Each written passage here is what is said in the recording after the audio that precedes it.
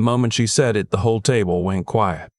Not the polite kind of quiet, where someone pauses to think. The sharp kind. The kind where forks stop moving and eyes dart sideways and nobody knows quite where to look. I mean, no offense, my son's fiancée said, setting down her wine glass like she was placing a period at the end of a sentence. But what exactly did you do, Mr. Hayes, like career-wise? My son Isaac cleared his throat. He didn't look at me. That was the part that stayed with me, not what she said, what he didn't do. I'm 63 years old.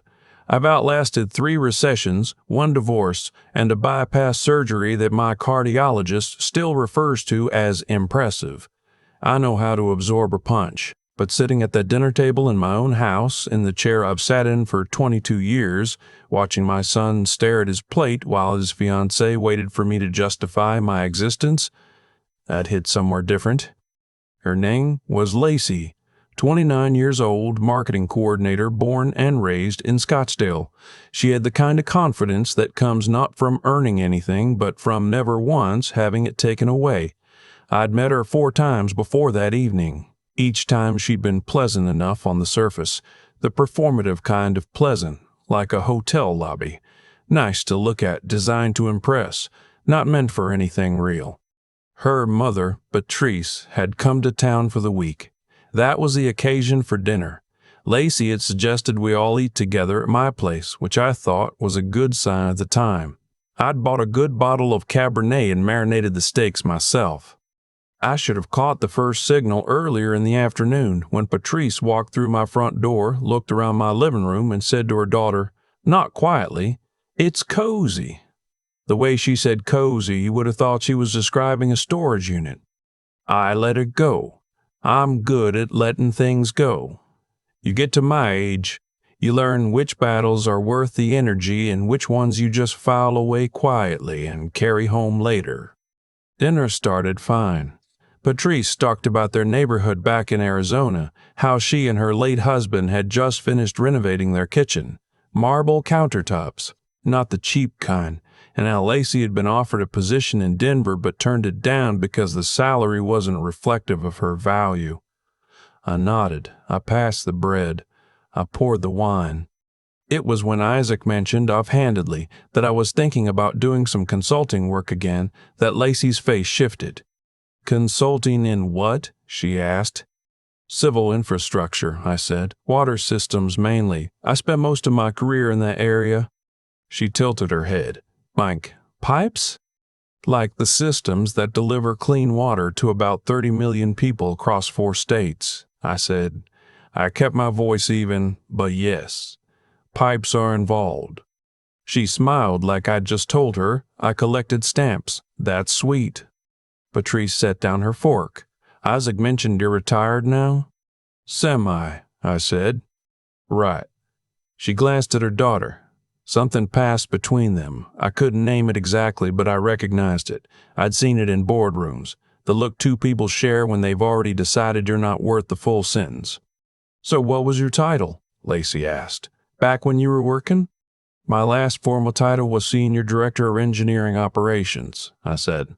But I ran my own firm for about 15 years before that. A small firm? Isaac finally looked up. I could see something behind his eyes. Not quite a warning, not quite an apology. More like a man watching a car he knows is going to drift into the wrong lane but has decided he won't say anything. We had 68 employees at our peak, I said. We were mid-sized, I suppose, by industry standards. Lacey reached for her wine. I just ask because Isaac mentioned you have a trust set up for him, and I guess I was curious where that kind of money comes from for someone in, that field. There it was.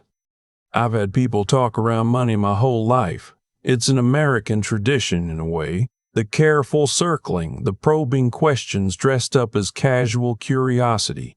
But Lacey didn't bother with subtlety. She said it the way you say pass the salt, like the question was perfectly reasonable, like my financial history was just part of the dinner conversation.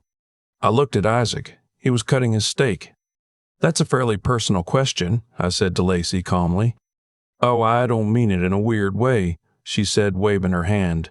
It's just, we're gonna be family. I think transparency is healthy. Patrice nodded. Absolutely. I thought about what to say. I thought about the 28 years I spent working contracts that took me to Nevada, to New Mexico, to the outer edges of Texas, building systems that would outlast everyone at this table. I thought about the 4 a.m. phone calls and the weeks away from home and the years I spent turning down comfortable salaries because I believed in building something of my own. I thought about the 2 patents sitting in a filing cabinet upstairs, and the national award my firm received in 2009. And the letter from the EPA that I framed, but never hung because I was never the type who needed things on walls to know what he'd done. I said, I did well. Lacey laughed. Not meanly, exactly. More like the laugh you give a child who says something earnest that doesn't quite land. I'm sure you did, she said. I just mean Isaac has a really good career ahead of him. He's in finance. He's ambitious. He's going places. I want to make sure we're building something real, you know? Not just coasting on like old money from a field that nobody's really heard of. Old money, I repeated. I just mean, I know what you mean. The table went quiet again. Patrice cleared her throat. What Lacey's trying to say is that she wants to be practical. She's always been very practical. She's asking if I matter, I said. That's what she's asking. Nobody denied it. Isaac put his fork down. Dad! I'm not upset, I said. And I meant it, strangely. I wasn't upset, not in the burning way. I was something colder than that. Clearer. The way water gets when the temperature drops just past a certain point. I stood up to refill the bread basket. The conversation moved on, or tried to. Patrice talked about her sister's vacation home in Sedona. Lacey asked Isaac about his bonus timeline. I sat and ate my steak, which was genuinely good. I'd marinated it in garlic, rosemary, and a little Worcestershire since the morning, and I listened to the sounds of my house the way you do when you're waiting for something to be over. After dinner, I cleared the plates and Patrice offered to help. In the kitchen, away from the others, she said to me in a lower voice, She means well, you know. She's just protective of Isaac. Of Isaac, I said. He's her future. He's my son, I said. He's been my future for 31 years. She didn't have an answer for that. She went back to the table. What I didn't do that night was explain myself. I didn't pull out my phone. I didn't name drop. I didn't mention the consulting firm I'd sold in 2015, or the infrastructure grant my team had received that year that made national trade publications, or the fact that my firm had been cited in a congressional hearing on rural water access. I didn't say any of it, partly because none of it should have been necessary and partly because I already knew what I was going to do. The following morning, a Saturday, Isaac came downstairs alone while Lacey and her mother were still sleeping. He found me at the kitchen table with my coffee and the newspaper. I still get the physical paper. Some habits are worth keeping, and he sat down across from me the way he used to when he was 16 and knew he had something coming. Dad, he said, about last night. Sit down, I said. He was already sitting. He understood what I meant. She didn't mean it the way it came out, he said. Which part? He was quiet. The part where she asked me to justify the trust fund I set up for you, I said. Or the part where she called your father a nobody in his own house. She didn't call you a nobody. She asked why a man in my field would have money worth taking seriously, I said. That's the same thing, Isaac. In this family, we don't speak in circles. You know that. He looked down at the table. He had his mother's jaw, strong, set forward when he was working something out. He was working something out now. I should have said something, he said. Yes, I said, you should have. I didn't want to make a scene. There are things worse than scenes, I said.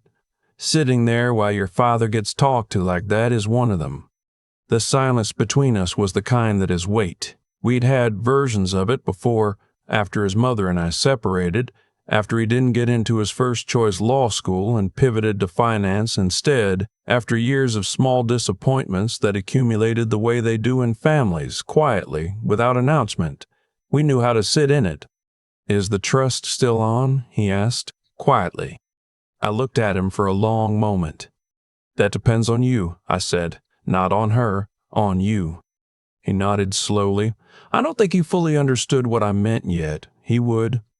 Later that Saturday, while the three of them went out to brunch, I declined, said I had calls to make, which was true. I spent 2 hours on the phone with my attorney, a woman named Patricia, who I'd worked with since my firm days and trusted completely. We talked about the trust structure, about amendments, about timelines. I didn't make any final decisions that afternoon, but I made sure my options were clear. The moment everything shifted happened that Sunday evening. They were all three at the kitchen table again. Lacey and her mother, and Isaac was making coffee. I'd come in from the back porch where I'd been reading, and I caught the tail end of something Patrice was saying. Just seems like a lot of money tied up with someone who's, 60-something and semi-retired. What does he even do all day? Lacey was on her phone. She'd been Googling something. I could tell by the posture, the way her thumb was scrolling and then stopping. Mom, she said slowly. What? Lacey looked up at me. Her face had changed, not all at once. It was more like watching someone put something down that they'd been carrying for a while and suddenly didn't know what to do with their hands. Is your name Walter Hayes? She asked. Walter G. Hayes? It is, I said. Patrice leaned over to look at her daughter's screen. Her expression did the same thing Lacey's had done, just about 3 seconds behind. You, Lacey started. She stopped. Started again. You founded Hayes Infrastructure Group? I did, I said, in 1998. And you consulted on the Colorado River Compact renegotiations? Among other projects, I said. There's a building named after you, she said, at a university. Engineering school, I said. I endowed a chair there in 2018. I asked them not to make a fuss about it, but they had us their ideas. The kitchen was very quiet. Isaac had turned around from the coffee maker and was standing very still. Patrice set her phone face down on the table, which struck me as a strange thing to do, right then, as if the screen, knowing what it had just shown her, was the problem. You never mentioned any of this, Lacey said. There was something in her voice that might have been accusation if it had anywhere to land. You never asked, I said. You asked about pipes. She opened her mouth, closed it. And the trust fund? Her mother asked, very quietly, as though the question had escaped before she could stop it. Is still in my name, I said, for now. I poured myself a glass of water from the tap. The same tap I'd had installed 12 years ago. Imported fixtures, the kind that would last another 50 years. I drank it slowly, and I thought about the 30 million people in 4 states who had clean water because of work I and people like me had done. And I thought about how strange it is that a man can spend a life building something real and still walk into his own kitchen and be treated like a question mark. I set the glass down. Isaac, I said, can I talk to you alone for a few minutes? He followed me to the back porch. The evening was cool. That particular western fall, cool, it smells like dry leaves and distant rain. We stood there for a while before either of us spoke. You knew, he said finally. You knew what they were like and you let it play out. I let it be what it was, I said. Why didn't you just tell them who you were? I looked at him. Because who I am shouldn't require a Google search, I said. Not in my own house, not for my own son's family. He was quiet for a long time. The trust, he said. The trust is fine, I said. I'm not punishing you for her behavior. But I need you to understand something, Isaac, real clearly. Okay, he said. I built what I built alone, I said. Your grandfather left me $4,200 in a used pickup truck. That's what I started with. $4,200 a truck and 30 years of work that took me away from home more than I ever wanted it to. I didn't do it to impress anyone. I did it because I believed that what I was building mattered, and it did. It does. I know, Dad. I don't think you do fully, I said. Because a man who fully understood that wouldn't have sat at that table the way you sat at that table. The words landed. I could see it in the way his shoulders dropped, not in defeat, but in the way you drop something you've been holding too tight. "She's not a bad person," he said. "I didn't say she was," I said. "But the person you become around her, that's what concerns me. That's what I need you to think about." We stood there in the quiet for a while. A car passed on the street. A neighbor's dog barked twice and stopped. "What do you need from me?" he asked. "I need you to decide what kind of man you're going to be," I said. "Not for me. Not for the trust. For yourself. Because I've lived long enough to know that the choices you make when someone you love is being disrespected, those are the ones that show you who you actually are." He nodded. He didn't say anything else. He didn't need to. Lacey and her mother left the next morning. The goodbye was brief. Patrice shook my hand and held it a beat longer than necessary, like she was trying to communicate something through her palm. Lacey said it was nice to meet me properly, and the word properly hung in the air between us for a second before she turned and carried her bag to the car. I watched them back out of the driveway from the front porch. Isaac stood beside me. He was quiet. At the end of the street, the car turned and disappeared, and he let out a long, slow breath like he'd been holding it since Friday. "I'll call you Tuesday," he said. "I'll be here," I said. 3 weeks later, he called me to say he and Lacey were taking a break. He didn't offer details, and I didn't ask for them. He said he'd been doing a lot of thinking. I told him I was proud of him, and I meant it more than I've meant a lot of things. The trust, when I eventually updated it, I left intact. That was never really the point.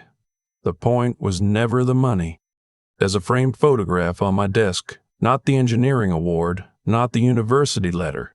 Just a picture from 1999, the first year of the firm. My one employee and I standing in front of a water treatment facility we'd just finished in southern Nevada, dusty, squinting into the sun, grinning like idiots. Neither of us had any idea what was coming. We just knew we'd built something that would outlast us, and that felt like enough. It still does. My name is Walter Hayes. I'm 63 years old. I know who I am. I always have. I've thought about that dinner table 100 times since that weekend. Not with anger. The anger, if there ever really was any, burned off quickly. What stayed was something quieter. A kind of clarity. What happened with Lacey and her mother wasn't unusual. Not really. People make snap judgments about other people every single day. Lacey is a 63-year-old man in a modest house with a newspaper on the table, and they fill in the rest of the story themselves. They decide who you are before you've said 10 words. I've seen it in boardrooms, in job interviews I've sat on both sides of, in every corner of professional life. The mistake Lacey made wasn't that she judged me. The mistake was that she let it show so completely, and that she didn't stop to wonder if she might be wrong. That's not a character flaw exactly. It's a thinking flaw, and thinking flaws are correctable, if a person is willing. What I kept coming back to was Isaac, not Lacey. Isaac. Because here's what I know after 63 years. The people who shape your life aren't always the ones who wrong you. Sometimes they're the ones who stand by and let it happen. Isaac sitting at that table, cutting a steak, not saying a word. That told me more about where he was in his life than anything Lacey said. It told me he was somewhere I recognized, somewhere I'd been myself at 31. Caught between the person he wanted to be and the person it was easier to be in the moment. That's not a permanent condition, but it requires a choice to get out of it. I didn't build what I built by avoiding uncomfortable choices. $4,200 and a pickup truck. That's what I started with. Every single thing that came after. The firm, the contracts, the building with my name on it that I still find slightly embarrassing. All of it came from deciding over and over again to do the harder thing, to stay honest when dishonesty would have been simpler, to keep going when stopping would have been easier, to build something real instead of something that just looked good on the surface. That's not luck. That's not connections or timing or being in the right place. Those things help, sure. But the foundation is always character. What you do when no one's watching. What you say when saying nothing would cost you less. whether you stand up in your own kitchen and tell the truth, or whether you sit down and let it slide. Lacey's world will always have Google. The next person she underestimates may also turn out to be someone she shouldn't have. I hope that teaches her something. I genuinely do, not out of bitterness, but because I think people can grow if they're given the right friction at the right moment. And Isaac called me 3 weeks later and told me he was taking a step back. He didn't say much more than that. He didn't need to. I heard in his voice something I hadn't heard in a while. The sound of a man making a decision based on what he actually believed, not what was convenient. That's the thing I'm most proud of from that whole weekend. Not the look on Patrice's face when she turned her phone over. Not any of it. Just my son, on a Tuesday evening, choosing to be the man I raised him to be. That's enough for me. That's more than enough.